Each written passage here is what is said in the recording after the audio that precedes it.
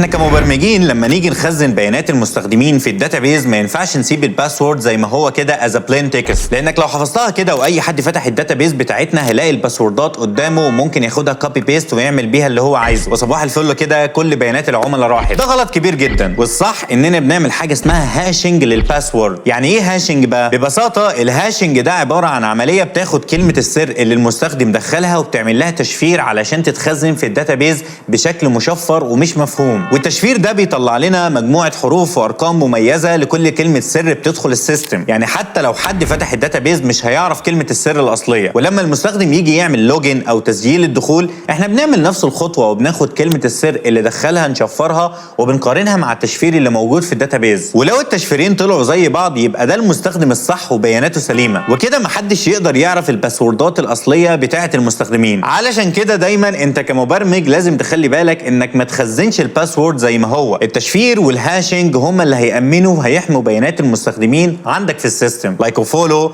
وتحول لمبرمج.